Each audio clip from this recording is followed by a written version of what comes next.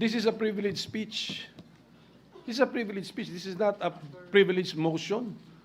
So my motion is to execute and implement what was agreed upon yesterday. At 4 o'clock in the afternoon, we take our oath. Senator, I make of record the time. It's 4:31 p.m. Mr. President. Senator De La Rosa. Yeah, Mr. President, it was very clear yesterday that we agreed that before I take my oath as member of the impeachment court, I should have delivered my privileged speech. That's why I made it a precondition to my approval or to my agreement to the motions yesterday that I'm willing to take oath as a member of the impeachment court, provided let me first deliver my privileged speech. And very clear, it was agreed by the minority leader No, yesterday. Mr. President, no. It was stressed the convening of the court. That was the issue. And the agreement natin, the oath taking is not the convening of the court. It was very clear, Mr. President. Several members are raising their hands. May I first acknowledge our Majority Floor Leader, Senator Tolentino. Thereafter, our Deputy Minority Floor Leader, Senator Ontiveros.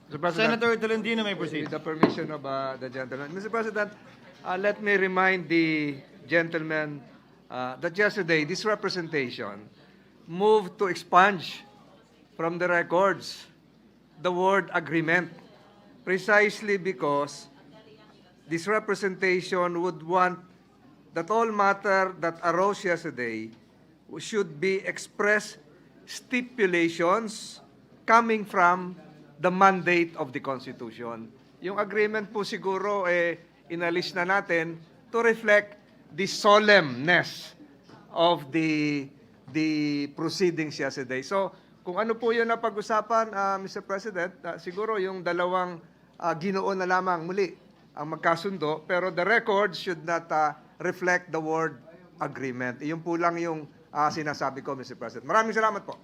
Mr. Noted. President, Senator, this is important because it's related. So, what I'm asking Senator Pimentel, you may proceed. What I'm asking to be enforced is the motion approved already, Mr. President. So we had approved by the plenary. A motion was approved by the plenary. So yun lang. Senator Ontiveros is recognized.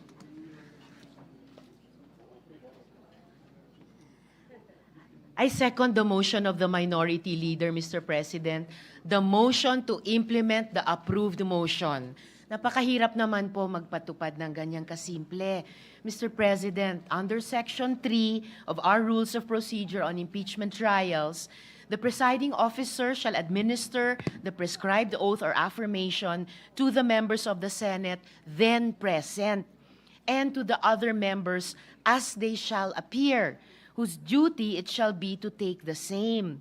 So yung pagka wala po o yung hindi pa po pagkasumpa ng ibang mga senador, hindi naman po hadlang sa mga present ngayon at manunumpa ngayon para magsimulang tuparin yung tungkulin namin bilang miyembro ng impeachment court. Kung nais po ng good gentleman from Davao mag-deliver ng privileged speech ngayon, maari namang pong ituloy na po yung pagpapatupad ng agreed motion kahapon, manumpa kaming lahat na iba sa inyo bilang presiding officer, and then pakinggan po natin ang privileged speech ng good gentleman from Davao at pagkatapos kung nais niya, ay pwedeng manumpa na ayon dito sa ating rules of impeachment, Mr. President. So Mr. sinusugundahan ko po yung motion ng minority leader na gawin na po natin yung approved motion kahapon. Salamat po, Mr. President. Chair would like to make some remarks before acknowledging Senator De La Rosa.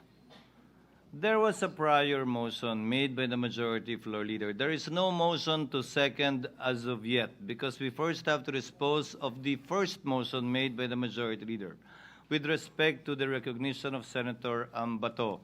But we note the we will consider and take note of the remarks of Senator Ontiveros as a manifestation for the meantime. Now, the movement is here.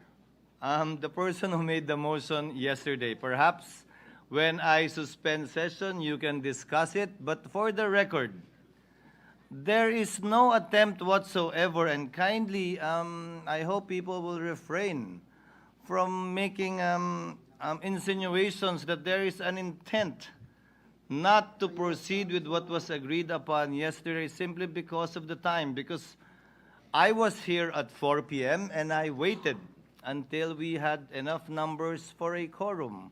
And we will proceed as scheduled with respect to that. So whether Senator Bato, as will be discussed when we suspend, will speak first, or we will do what is being suggested by the minority floor leader. In either case, both will, you can discuss. Session is suspended.